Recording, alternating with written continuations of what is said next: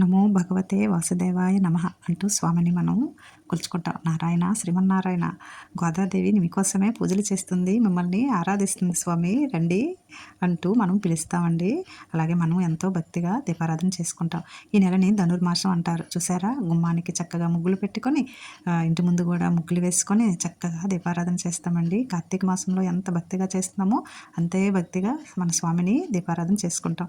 దీని గురించి నాకు తెలిసిన కొన్ని మాటలు చెప్పుకుందామా ఫ్రెండ్స్. ఈ ధనుర్మాసంలో విష్ణు పూజ చేస్తే భగవంతుడు త్వరగా కరుణిస్తాడని పద్మపురాణం చెబుతుంది కదండి. మాసాలలో ధనుర్మాసాన్ని నేనే అన్నాడు శ్రీకృష్ణ పరమాత్ముడు భగవద్గీతలో. ముఖ్యంగా ఆధ్యాత్మిక సాధనలకు భగవత్ సేవకు ధనుర్మాసం అనువైన సమయం అండి. గోదాదేవి మనకి వినే ఉంటాం కదా. గోదాదేవి ఏకైక మహిళా ఆళ్వారుగా పిలుచుకుంటామండి. ఆమె విష్ణు భక్తుడైన విష్ణు చిత్తుని కుమార్తె. అంటే అతను శ్రీరంగనాథుడికి సకల కైంకర్యాలు చేస్తూ భక్తి పారవస్యంతో ఉండేవాడండి.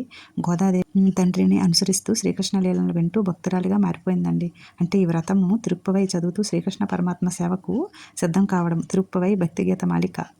ధనుర్మాస వ్రతం శరణాగతికి ప్రతీక.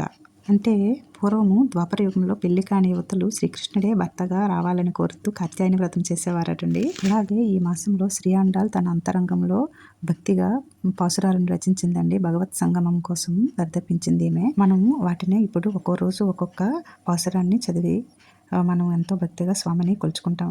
అలాగే విష్ణువుని కీర్తిస్తూ గోదాదేవి మూలద్రావిడిలో గానం చేసి 30 పాసురాలు గీతమాలిక తిరుప్పువై అని పిలుస్తారండి.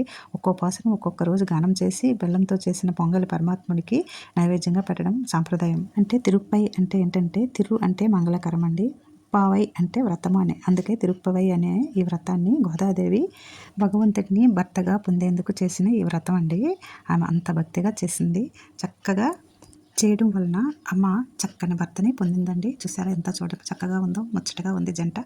అలాగే భక్తిగా మనం కూడా దీపారాధన చేసి పూజలు చేసుకుందామండి. మన భర్త బాగుండాలి, పిల్లలు బాగుండాలి అంటూ మనం దీపారాధన చేసుకుందాం. Okay friends. ఇంకా విశేషమైన పాసురాలు ఏమిటి, మొదటి పాసురం, రెండవ పాసురం లాంగ్ వీడియోలో త్వరగా అప్లోడ్ చేస్తాను. తప్పకుండా చూసేయండి ఫ్రెండ్స్. లైక్ చేయండి, సబ్స్క్రైబ్ చేయండి. Thank you.